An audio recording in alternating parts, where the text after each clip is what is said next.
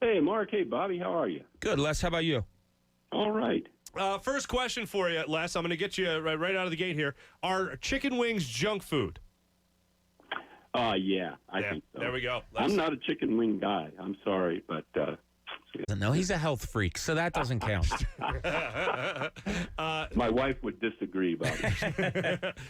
Les, we're trying to keep track of everything going on in the NFL, and yeah, the Eagles signed the rookies yesterday, which was great. They hammered out a lot of stuff with the COVID-19 and the coronavirus testing and all that.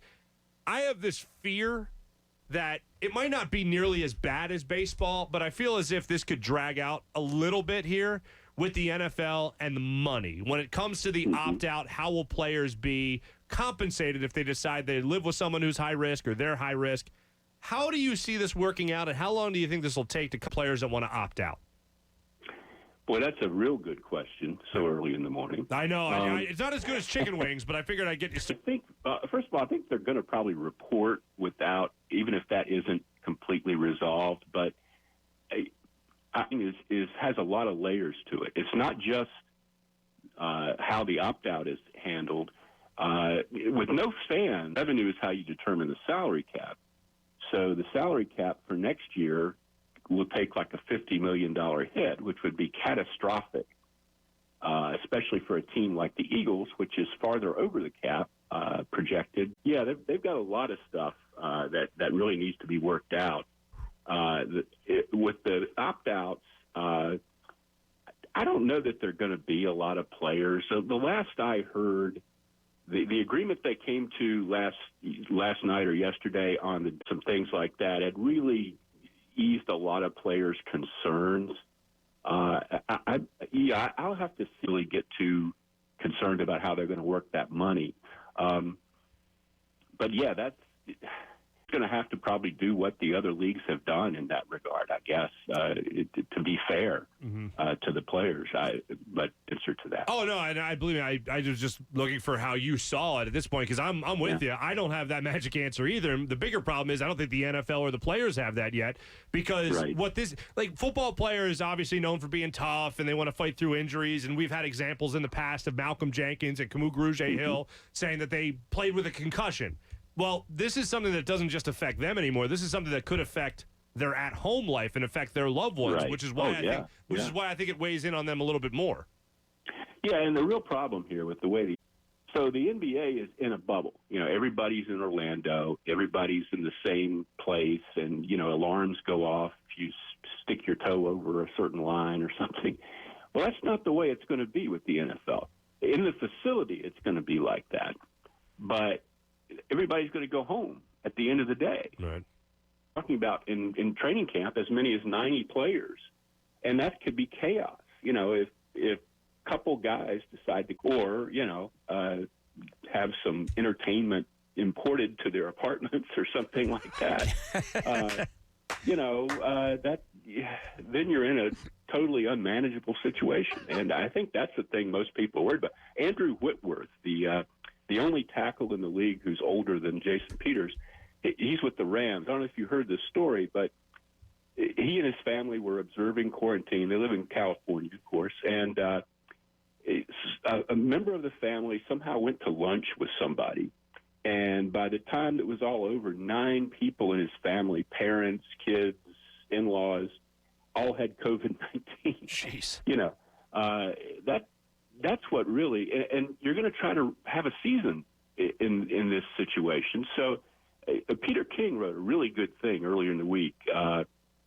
He was talking to the Vikings about this, and they're worrying, like, if an offensive lineman tests positive, Friday night before the game, does the rest of the offensive line need to be quarantined that week? And are you going to be playing guys from the practice squad on Sunday? Right. Wow. It's, I just don't. Obviously, I want to have a season. I don't know what the hell I'm going to write about if there isn't one, but I don't know about this. I really have to see this happen. I mean, we're not going to have any preseason games now. The poor guys that are like undrafted free agents, they might as well not even show up, I think. I mean, it's just going to be, they're not even going to get a look. The focus is going to be on trying to get the real players ready for this season. And I just don't know how it's going to work. I really to see them play 16 games and playoffs without ridiculous situations like, well, we're here at the Vikings Stadium, and we've just gotten word that the Vikings quarterback and the starting wide receivers are all going to be sidelined today. It's going to be the strangest thing we've ever seen, I think. So if we can, let's just proceed to the field, Les, as if, bringing him back, putting him at right guard. First, do you think that's a good move? Do you think he'll be able to be okay there? And now there's also people saying, well, he's also here because you don't know if Dillard's going to work out. Then you can slide him over to left tackle. Is this a good situation all for the Eagles? I think so, Bobby. The thing is, Brandon Brooks is gone, so with the Achilles tear. So you've got the best right guard in the league, maybe, who's not going to be there. You got to do something. You had a kid, Matt Pryor, 6th-round pick a couple years ago. He's okay. He can get better. But Jason Peters is definitely a step up from that. I think he can probably figure out how to play the right side. And the Dillard thing was ticklish. When they decided to transition from Peters to Dillard, they thought they were going to have a real offseason with Dillard in the building all spring, the offensive line coach working with Dillard, seeing how much he had changed his body, if he had gotten stronger, and also working with him on, starting at left tackle, which is the most important position on the offensive line. They didn't have any of that. If you just sign Peters to bring him in and say, okay, he's going to play left tackle again this year, that's a huge blow for Dillard. He was a number one pick. You're saying in his second year he's not ready. You're really making it very hard for him to continue here, I think. But by signing Peters and putting him at right guard, A, you've got a better right guard than Matt Pryor probably, and B, as you said, if they're into this, 3 weeks into this, or even in week 4 of the regular season, and Dillard just isn't working out, you can move Peters over there, and you haven't really – Dillard still has his chance to prove himself. You're not stepping on Dillard initially at all. You're giving him that chance, and then you have insurance if it doesn't work out. So, yeah, I think it's a good move. I mean, you'd rather have Brandon Brooks, obviously, but you don't. And you can't just go out and sign, some other Pro Bowl right guard. So, yeah, I think that's as good a move as you can make. Do you think it's I hate to even use this word, I don't know how else to describe it, but do you think it's an honest, straight-up deal that he's coming back to play right guard, or are the Eagles really thinking in the back of their minds, he's probably going to be our left tackle again? That's a real good question, Mark. When I was asking guys around the team about this, it was the initial assumption was that he might play left guard because since very early in his career, Jason Peters has played the left side, and that they'd moved Suamalo over to right guard. Mm-hmm. And they said, no, we're going to play Peters at right guard. And there are players that are kind of like, well, we'll see, And it kind of depends on what your attitude is toward Andre Dillard, I guess. Andre's an interesting guy, very, very talented, but comes from a background where, Washington State, he wasn't a big football prospect growing up. I think the intensity and the focus that this requires, particularly in Philadelphia, was a big shock to him last year. And obviously, like I said, we haven't seen him since January.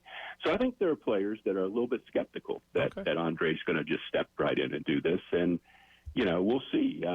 But, yeah, I think it's very possible that Jason Peters could be the left tackle. But I definitely think they should give Andre Dillard every chance to make that not the case. Speaking with Les Bowen, Inquirer.com and the Comcast Business Hotline Beyond Fast. Les, I saw this tweet yesterday because the Eagles signed all their rookies. Now everyone's signed. Mm-hmm. Ian Rappaport put this out about Jalen Hurts, who the Eagles took at 53, as we all well know by now. 4-year deal, about $6 million, includes about $2 million signing bonus. But here's what Ian Rappaport of NFL Network said was an interesting note. And just tell me what this says to you.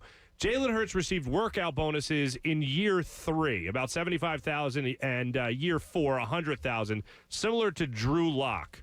I know after, I think, the 3rd year of Carson Wentz's deal, which is also 3 years from now, that's where I think people look at it as if you were going to move on from him, that's the time you do it.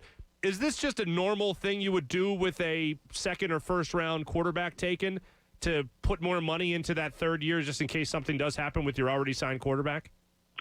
I don't know.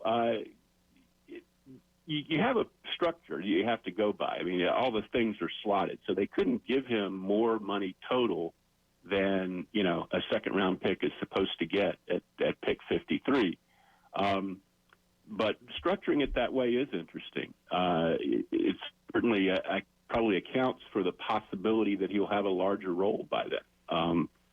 That's not a lot of money, though. I mean, if he's your starting quarterback, he's going to want a lot more. You have to redo the deal by then. Yeah, right. But it is interesting that they structured it that way, and I don't think anybody knows. I mean, but I just think with all rookies this year, what are we going to get? They haven't done any. They haven't seen each other. They haven't seen the coaches yet. I just don't know that any rookie is going to show you a whole lot this year to even have an idea of things like that. And that's where the Eagles are in a little bit of a good situation with I guess this has been mentioned a lot, but I'll mention it again. They're the only team in the NFC East whose coach isn't starting this year. Right. Yeah. Which is going to be, I think, an enormous advantage, at least initially, if this all ends up happening. But in terms of young players, it's going to be chaos. It's really, I think you're going to see teams signing veterans who are just sitting out on the street, the Nigel Bradhams of the world. In a couple weeks, it's going to be, well, we got to play games. The rookies don't know what the hell's going on. Who's out there? Yeah. So, Les, with this offseason, do you view this team as significantly better, a little better, same? How do you view the Eagles of this upcoming season? Before Brandon Brooks went down, I would have said a little better at least. If you could guarantee much better health than they've had the last 2 years, I would say much, much better. But we've been down that road, I mean, every year it seems like 20 different things happen that, like last year with the wide receivers, that just totally changed the whole picture. With Brandon Brooks down, I'm going to say about the same, really. I mean, I don't think I don't expect the rookies, even Jalen Reagor, to really put up huge numbers this year. So, you're not really looking at Darius Slay, Javon Hargrove, a couple guys like that, mostly on defense. I don't know that they'll be a whole lot better on offense. Maybe Alshon Jeffrey by week 3 or 4 is a good player again. I don't know. But Deshaun Jackson, if he can stay off Instagram and stay healthy. There is that, yeah. I don't think they've made any huge leaps, given the fact that, again, the rookies I don't expect the rookies to be ready. Mm-hmm.